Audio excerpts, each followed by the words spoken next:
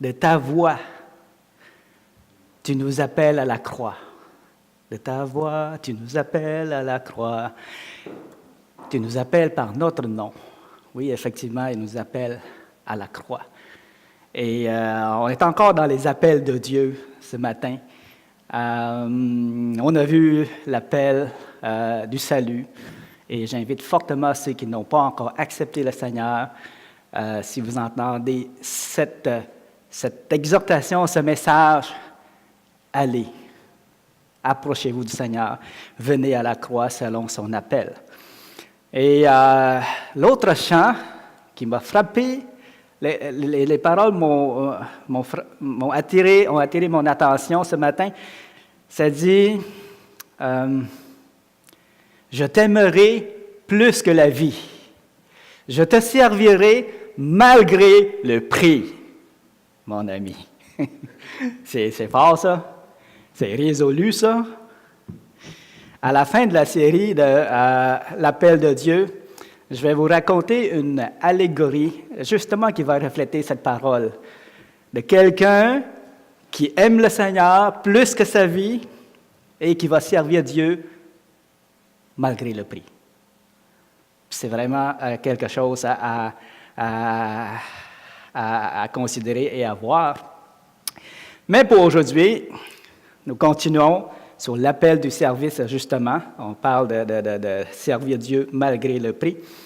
Alors, l'appel au service, j'aimerais vous poser une question. À qui ça s'adresse? Qui est appelé à servir Dieu? Tout le monde. Tout le monde, mais oui, tout le monde. Dans Daniel 7, ça dit ceci, 10 000 milliers le servaient et 10 000 millions étaient en sa présence. Alors, servir Dieu, ce n'est pas seulement une affaire d'humain. Les anges sont appelés à servir Dieu aussi. Okay? Les anges et les hommes, nous tous, on est appelés à servir Dieu, soit d'une manière, soit d'une autre. Puis vous savez, vivre une vie chrétienne normale nous amène inévitablement à servir le Seigneur. À moins que vous ne viviez pas une vie chrétienne normale. Mais si vous vivez une vie chrétienne normale, vous êtes appelé à servir Dieu d'une manière ou d'une autre. Par exemple, lire la Bible, chanter, prier, louer Dieu, partager sa parole entre frères et sœurs, s'exhorter, s'encourager et parfois rendre témoignage auprès de ceux qui n'ont pas encore cru.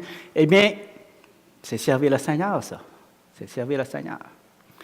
Obéir à sa volonté, faire ce qu'il nous demande, c'est ça, servir le Seigneur. De base, là, une vie chrétienne devrait comprendre ça à tout le moins. À tout le moins. Et on est tous appelés à faire ça.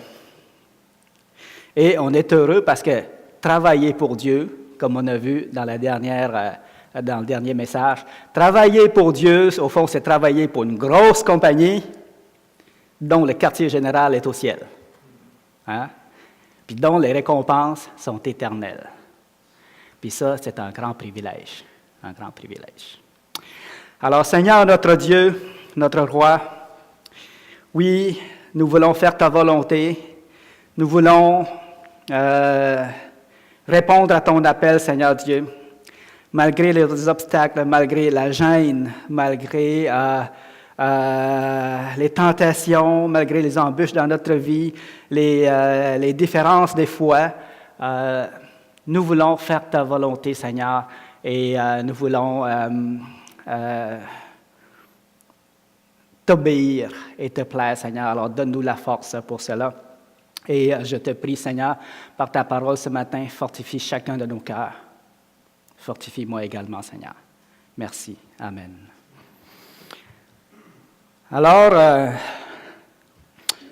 donc, on va parler de l'appel au service, comme je l'ai mentionné, mais avant de continuer, j'aimerais remercier chacun d'entre vous pour le service que vous faites pour le Seigneur. Des fois, là, je suis étonné d'entendre que quelqu'un fait quelque chose pour le Seigneur alors que je n'ai même pas pensé.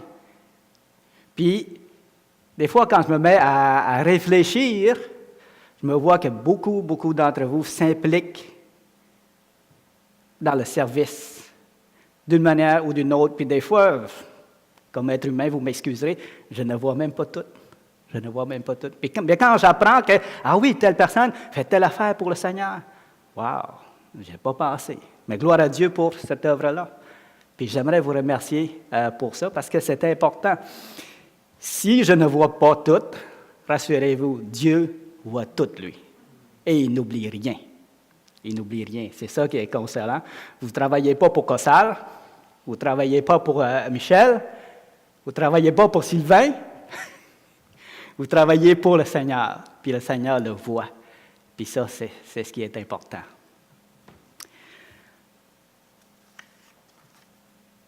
À plusieurs reprises, je vous avoue, je voulais mentionner, puis lister tout ce que chacun de vous fait. Il me semble que ça serait bien de le faire, mais je ne l'ai pas fait parce que j'avais peur d'oublier, puis d'offenser des personnes que j'aurais oublié, tout ça. Je ne l'ai pas fait. Mais aujourd'hui, j'aimerais risquer de le faire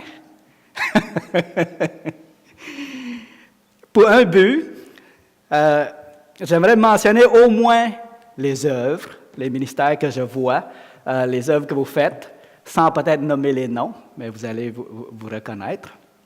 Alors, le but de ça, c'est de montrer la grande diversité d'œuvres, d'opérations et de services que l'on peut faire dans cette assemblée même. OK? Puis aussi d'inviter des personnes qui veulent s'impliquer également. Comme on sait, dernièrement, notre frère Steve demandait qui voulait s'impliquer à l'accueil. Donc, ça, c'est un des besoins présentement. Alors, j'aimerais le mentionner. On a celui qui s'occupe du ménage. On nommera pas c'est qui. Hein? Et ceux qui font le ménage. Puis il y en a plusieurs qui le font. Puis merci Seigneur pour ce service-là. Celle qui s'occupe de la garderie, puis ceux qui gardent. Il y en a beaucoup qui s'impliquent dans la garderie. Puis gloire à Dieu pour ça. Également ceux qui s'occupent de la cuisine, puis ceux qui cuisinent aussi. Puis il y en a plusieurs. Il ne faut pas dire que c'est juste une personne. Il y en a plusieurs qui s'impliquent là-dedans. Et ceux qui mettent la table, ceux qui défont les tables, ceux qui font la vaisselle, c'est du temps, ça. Puis des efforts qui sont mis là-dedans pour permettre qu'on puisse avoir des repas ensemble puis partager. Et c'est important. Il y a des gens qui s'occupent du son à tous les matins. Hein, on veut faire un horaire de son également, puis c'est important. C'est bon de bien entendre ce qui se dit en avant. Il y a des gens qui s'occupent de la projection. On nommera pas c'est qui. Alors, merci pour ce service-là. Notre frère qui fait la vidéo également, qui est disponible sur Internet, sur notre site. Donc, on vous invite à aller voir ces vidéos-là, les messages, si vous manquez certains bouts de messages ou si vous aimeriez le réentendre. Et c'est également disponible pour les gens de dehors qui vont pouvoir écouter. Vous savez, il y a un été, il y a quelques années, j'ai fait un message, puis je me suis dit, c'était en bas, quand on faisait les messages en bas. Puis je me suis dit, ah Seigneur, il me semble que je ne l'avais pas, là, cette fois-là. Là. Puis, ça restait de même. Mais il y a quelqu'un sur Internet qui a écouté le message, qui a envoyé un courriel à notre frère Gilles, puis dit, « Hey, c'était bon, ça! » Merci Seigneur pour ça. Ah ouais, OK. Moi, j'étais comme pas dedans, mais merci Seigneur si ça vous a édifié. Donc, ça rejoint les gens un peu partout qui écoutent, qui font des recherches sur Google, puis ça apparaît. Alors, merci pour le service de la vidéo, et on n'oublie pas le service de louange comme ce matin. Alors, on est édifié, fortifié à travers les chants si on ne chanterait pas, là, il y aurait un grand vide, je pense, dans le culte. Il y a un grand vide. Puis souvent, les chants, là, pour ceux qui amènent le message, en tout cas, dans mon cas, par exemple, ça me prépare moi-même. Ça me rapproche de Dieu. C'est sûr que avant de venir, on s'approche du Seigneur, on prie, on demande au Seigneur de nous conduire, tout ça. Puis on recherche la présence du Seigneur pour être apte à venir en avant ici, puis venir au nom du Seigneur et non pas en notre propre nom. On fait ça, on se prépare. Mais si on n'avait pas les chants qui nous aident à nous propulser un peu plus, il y aurait un grand vide. Alors c'est important les chants. Puis on a loué Dieu ensemble, il y a des gens qui faisaient ça de même. Hein? C'est le fun de voir parce qu'on voit que vous êtes dedans. On voit que votre cœur est dans ce chant-là et votre cœur s'élève vers le Seigneur. Il y a l'évangélisation, très important, le déjeuner de l'espoir qui s'organise à chaque mois. Il y a la SFC aussi, très important. Et cette année, on va en avoir encore. Et on va encore avoir besoin des gens qui vont s'impliquer, ne serait-ce qu'une journée ou une demi-journée dans cette œuvre-là. Et n'oubliez pas que souvent les résultats ne sont pas directs, mais le Seigneur sait quoi faire avec la semence que vous semez. Il y a le bon samaritain. Hein? On n'en parle pas beaucoup. C'est une bonne œuvre. Il y a le budget. C'est là aussi. C'est un service que l'Assemblée a besoin et heureusement, notre frère s'occupe de ça. Il y a les achats, il y a ceux qui s'occupent de l'école du dimanche, puis ceux qui font l'école du dimanche également. Il y en a plusieurs d'entre vous qui vous impliquez dans ça. La librairie aussi. Les sacs à dos. Hein, des fois, on ne voit pas bien, mais là, on en a parlé ce matin. Donc, ça, c'est une œuvre aussi. Puis, il y a aussi les cartes de souhait. Ça ne revient pas souvent, mais il y a quelqu'un qui s'occupe de ça, puis qui nous fait signer, et c'est une bonne chose. C'est un service pour le Seigneur. Il y a l'accueil, comme on a mentionné, les présidences du culte. Après ça, il y a les annonces. Je sais que notre sœur prépare les annonces, elle les envoie dans les courriers, au courrier, puis sur le site. Je ne sais pas si elle utilise encore le site. En tout cas, il y a des gens qui s'occupent de ça, puis ça prend du temps. Puis merci Seigneur pour le service qu'ils ont fait et qu'ils font. Après ça, ceux qui apportent la parole, il y a Michel aussi qui fait des visites. Ceux qui réparent et entretiennent des bâtiments. Ça arrive, ça, de temps en temps. Et ceux qui président les déjeuners des hommes.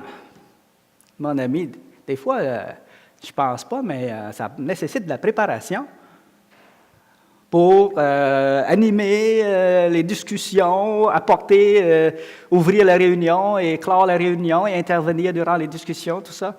C'est important. Puis il y a des frères qui font ça, en tout cas pour les déjeuners des hommes. Pour les déjeuners des femmes, bien sûr, je pense qu'il y a aussi des gens qui organisent ça, puis qui président ça. Je n'ai jamais été, si un jour vous m'invitez. Non? Oublie ça, hein? Mais il y a des gens qui œuvrent là-dedans, puis gloire à Dieu. Et il y a aussi le maître et son disciple. On ne le nommera pas, hein? Mais on sait c'est qui. Alors, on a une variété d'œuvres. Probablement, j'en ai oublié. OK? Probablement, j'en ai oublié parce que des fois, je me rends compte que, hey, wow, ça. Mais peut-être que, en réfléchissant, je ne les ai pas inclus ici, là. Mais il y a beaucoup de choses qu'on peut faire pour le Seigneur, qu'on peut servir Dieu dans cette assemblée-là. Et ceux qui se posent la question, qu'est-ce qu'ils peuvent faire?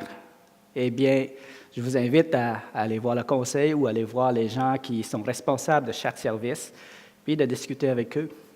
L'idée, ce n'est pas de tout faire, parce que vous allez vous brûler, on sait tout ça, mais de prendre part dans ce que nous sommes capables de faire, dans ce que le Seigneur nous donne des habilités également. Peut-être que plus tard, dans d'autres messages, je pourrais vous partager les fois où J'ai été approché pour certains services, mais je ne me voyais pas là-dedans du tout. Puis ça se peut. Il y a des choses comme qu'on n'est pas dedans, que c'est pas notre, comment je pourrais dire, c'est pas notre don. Comme par exemple, juste en passant comme ça, le budget, c'est pas mon cas. Chez nous, c'est ma femme qui fait le budget. Et puis, je me souviens que quand on a eu notre réunion d'assemblée, je regardais les chiffres, tout ça. Pour moi, je voyais presque rien. Mais il y avait du monde, mon ami, qui sont bons là-dedans dans les chiffres, puis qui regardent, puis qui soulèvent des questions, puis qui discutent, donnent des opinions. Ah, wow! Puis moi, je suis là. Je regarde, j'écoute. J'ai rien à dire parce que pour moi, c'est comme... c'est pas mon... c'est pas mon talent, c'est pas mon don. Alors... il y a diversité de dons, diversité d'opérations, mais le même Seigneur, le même Esprit. Et nous travaillons pour le Seigneur. OK? Et ce n'est pas parce que quelqu'un ne vient pas en avant qu'il ne sert pas Dieu. On est d'accord avec ça? Ce n'est pas parce que quelqu'un n'est pas dans l'évangélisation que là, il ne sert pas Dieu. On comprend ça. Et etc., etc. Alors, il faut éviter de juger, il faut éviter de jalouser et il faut éviter de se comparer. On sait tout ça, mais c'est des dangers qui nous guettent. C'est des dangers qui nous guettent. Et il faut constamment se ramener et dire, Seigneur, OK, ça, c'est pas bon. C'est pas bon. D'ailleurs, notre frère Sylvain, ce mercredi, avait apporté une exhortation là-dessus. Hein? Il ne faut pas se comparer, parce que si on se compare à l'autre, qu'est-ce qui arrive? Je sais qu'est-ce que vous avez dit, je vais le répéter. Soit qu'on se décourage, parce que là, on voit que l'autre est mieux que nous autres, puis là, on se décourage, on se trouve pire que l'autre, et ainsi de suite. Soit qu'on s'enorgueillit, parce que là, on se dit, hey, wow, moi, je ne suis pas pire, je suis mieux que lui. Hein? Alors, tu sais, ça gonfle un peu. Alors, c'est ça, le danger de se comparer, et l'un comme l'autre, c'est mauvais. Qu'on se regarde pire, c'est mauvais. Qu'on se regarde meilleur, c'est mauvais, puis c'est pas chrétien. Le Seigneur ne nous demande pas de faire ça. Et il suffit que chacun se contente, puis soit heureux dans l'œuvre auquel le Seigneur lui a appelé et qu'il y travaille de tout son cœur.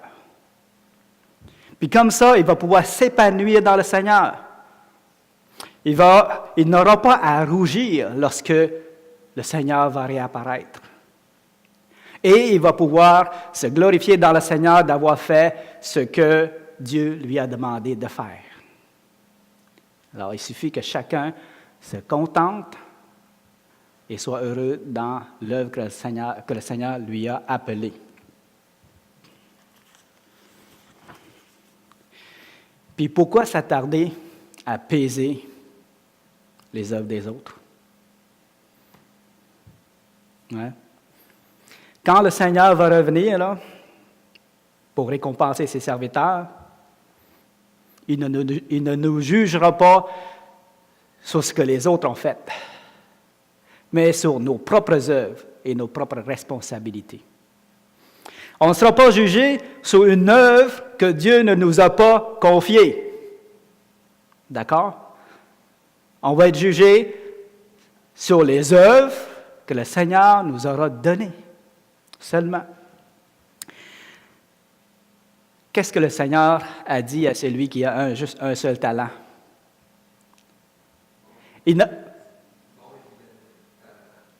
Oui, oui. Mais il n'a pas dit, pourquoi n'as-tu pas fait fructifier les 5 talents que j'ai donnés à ton frère?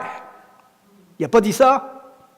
Mais il dira, qu'est-ce que tu as fait du talent que je t'ai donné? Qu'est-ce que tu as fait du talent que je t'ai donné? Alors, voyez-vous, on ne rendra pas compte des œuvres que les autres ont fait ou du ministère de l'autre, mais on rendra compte des œuvres que le Seigneur nous a confiées.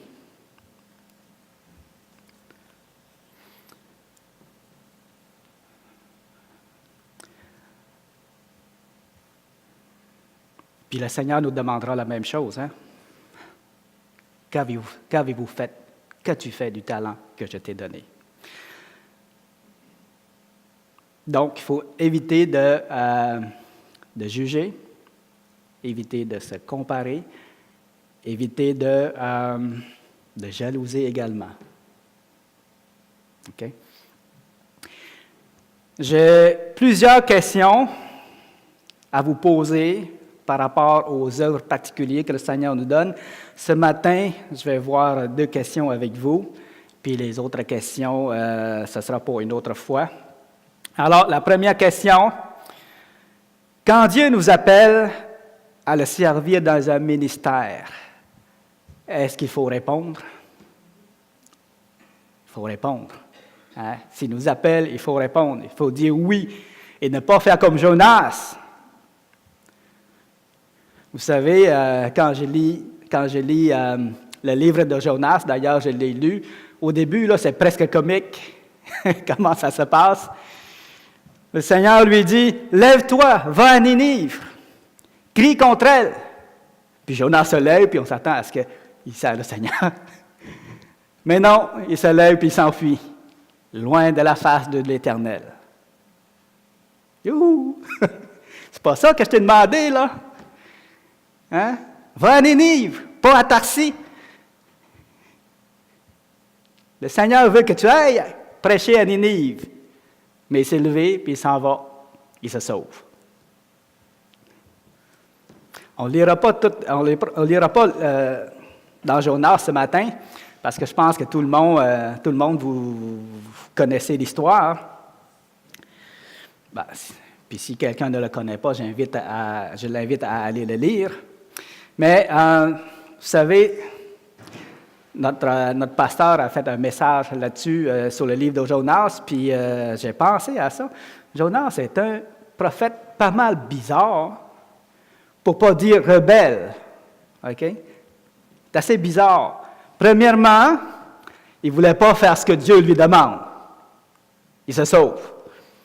Deuxièmement, il se fâche contre Dieu.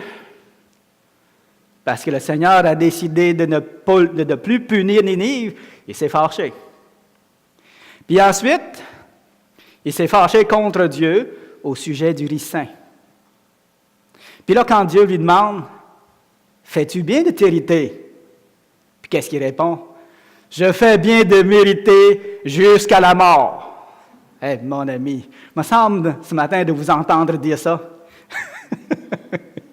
Je pense que je vais avoir peur de vous autres. Hein? Sa réponse frôle presque l'arrogance. Heureusement, le Seigneur regarde au cœur et non à l'apparence. Puis, on voit là-dedans que le Seigneur a été bon et ne l'a pas condamné à la perdition, mais le Seigneur a toujours travaillé pour le ramener à la raison, OK? Que ce soit la tempête et le ventre du poisson, le ricin, et ainsi de suite. Vous lirez, le Seigneur a travaillé en sorte que, pour lui enseigner ses voies, pour lui montrer pourquoi il fallait qu'il aille prêcher à Ninive, puis pourquoi que le Seigneur, suite à leur repentance, va pardonner Ninive et ne le punira pas. Et il va l'expliquer à Jonas pour qu'il le comprenne. Mais dans l'histoire de Jonas, on voit que lorsque Dieu confie une mission à quelqu'un, il tient à ce qu'il le fasse. On est d'accord là-dessus? Dieu aurait pu dire, « Ah, Jonas ne veut pas, je vais demander à Jérémie, je vais demander à Isaïe, je vais demander à un autre prophète. » Il aurait pu dire ça. Mais non. D'ailleurs, ça serait trop facile. Si on peut dire non au Seigneur puis s'en sauver. Mais le Seigneur, quand il confie une mission à quelqu'un, il tient à ce que ça se fasse, comme on le voit dans l'histoire de Jonas. Et l'autre leçon qu'on peut tirer aussi, c'est que lorsque Dieu nous demande de faire quelque chose, on est mieux de dire oui tout de suite. OK? Si Jonas avait dit oui tout de suite, s'il s'était levé pour aller à Ninive et non pas à Tarsée, eh bien, il n'aurait pas passé par ces épreuves. Il n'aurait pas eu à vivre la tempête ou le ventre du poisson ou encore, vers la fin, la chaleur, le ricin, et ainsi de suite. Il n'aurait pas eu à vivre ça. S'il avait été obéissant dès le début et s'il avait dit oui tout de suite au Seigneur.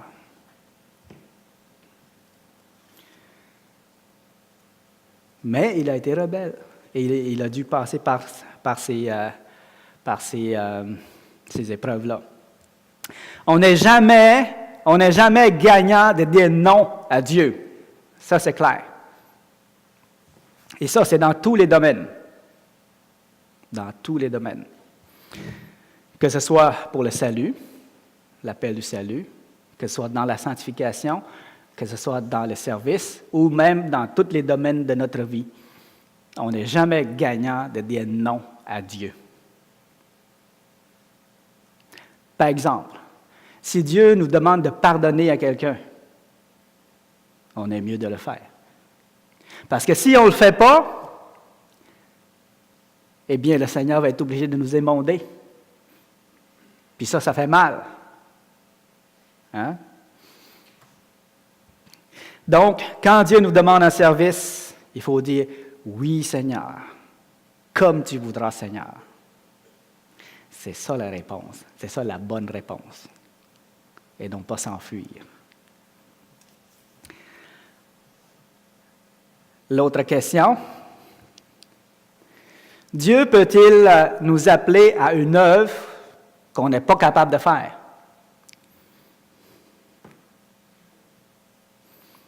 Certainement pas. Ce mercredi, on a discuté de ça, puis notre frère Gérald avait mentionné ceci, j'ai bien aimé. Dieu n'appelle pas ceux qui sont capables, mais il rend capables ceux qu'il appelle. Amen. Ça, c'est agréable d'entendre. Ce qu'on veut dire par là, c'est qu'essentiellement, personne n'est capable de servir Dieu selon le standard de Dieu, si ce n'est Dieu qui le rend capable de le faire. C'est ça qu'on veut dire. Puis si quelqu'un dit qu'il est capable de servir Dieu, de faire des œuvres spirituelles avec sa chair, eh bien, il se trompe. Il se trompe. Si vous voulez servir Dieu et faire des œuvres spirituelles, c'est avec le Saint-Esprit que vous devez la faire. C'est en recherchant son assistance. C'est en lui demandant de vous conduire, de vous équiper spirituellement. C'est de cette manière que vous pourrez servir le Seigneur selon ses standards à lui. Nul ne connaît les choses de Dieu si ce n'est l'Esprit de Dieu qui est en lui. De même, nul ne peut faire l'œuvre de Dieu si ce n'est par le Saint-Esprit de Dieu qui est en lui. Avec les dons et les outils que le Seigneur lui aura donnés. Alors,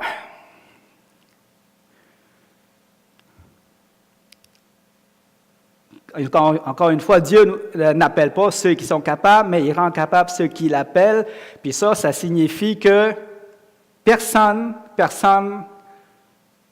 peut dire au Seigneur, « Seigneur, je sais que tu veux que je fasse ça, mais excuse-moi, Seigneur, je ne suis pas capable.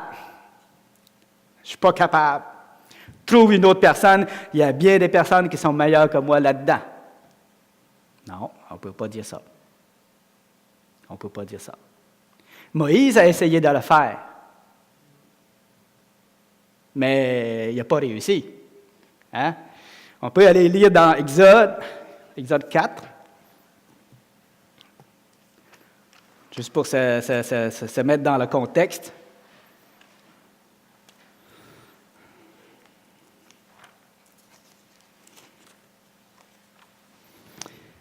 Exode 4, le verset 10 à 14.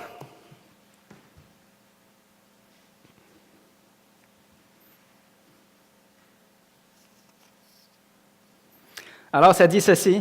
Moïse dit à l'Éternel, « Ah Seigneur, je ne suis pas un homme qui ait la parole facile. Puis ça, ce n'est ni d'hier, ni d'avant-hier, ni même depuis que tu parles à ton serviteur, car j'ai la bouche et la langue embarrassées. » On parlait tantôt, notre frère parlait de la gêne, hein? La gêne qui souvent nous bloque aussi. Bien, dans le cas de Moïse, lui, c'est sa langue. L'Éternel lui dit, « Qui a fait la bouche de l'homme? Et qui rend muet ou sourd, voyant ou aveugle? N'est-ce pas moi, l'Éternel? Va donc, je serai avec ta bouche, et je t'enseignerai ce que tu auras à dire. » Moïse dit, « Ah Seigneur, envoie qui tu voudras, mais pas moi. Je ne veux pas, Seigneur. Je ne suis pas capable. » Okay? Dans le verset 10 et 13, en résumé, il dit carrément au Seigneur, « Je ne suis pas capable, envoie quelqu'un d'autre. » Puis le Seigneur lui dit, dans 11 et 12, « Je suis le Seigneur. C'est moi qui ai fait de la bouche de l'homme, c'est moi qui rend muet, c'est moi qui rend aveugle, c'est moi qui rend sourd. C'est moi qui ai fait tout ça. » Puis à la fin, il dit, « Va! Je serai avec ta bouche. Je mettrai les paroles dans ta bouche. » Ça veut dire que le Seigneur lui promet de le rendre capable de faire l'œuvre à laquelle il lui a appelé à faire. Il ne l'abandonnera pas. Il ne l'abandonnera pas. En tant qu'être humain, si j'envoie quelqu'un construire quelque chose, j'engage quelqu'un dans une œuvre de construction, puis que je ne lui donne pas d'outils pour le faire, eh bien, je serai un employeur insensé. Le Seigneur, il est bien plus sage que nous. Alors, certainement, lorsqu'il engage quelqu'un à une œuvre, il va le rendre capable. On n'a pas à s'inquiéter pour ça, malgré qu'on s'inquiète toujours. Quand je suis venu dans la voiture ce matin, je rendais gloire au Seigneur. Je dis, Seigneur, si je ne t'avais pas, je pense que je passerais mon temps à m'inquiéter. Mais, heureusement, j'étais dans ma vie, tu es là, puis je peux te décharger. Je sais que je peux te décharger toutes mes inquiétudes, puis j'essaie de le faire. Malgré tout, il y en a quelques-uns encore qui restent.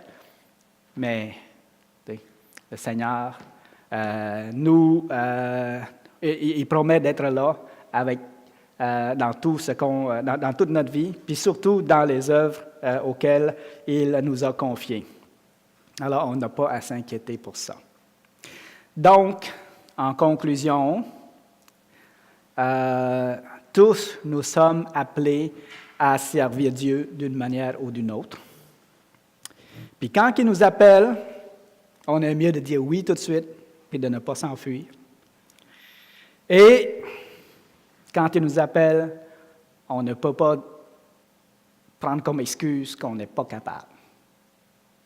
Parce que le Seigneur nous rendra capables. Amen. Seigneur notre Dieu, sois béni, Seigneur, que tu es bon envers chacun de nous, que tu es grand, Seigneur, que tes œuvres sont magnifiques sur toute la terre, Seigneur. Et ton entreprise, celui de sauver des âmes, a duré depuis toujours, Seigneur.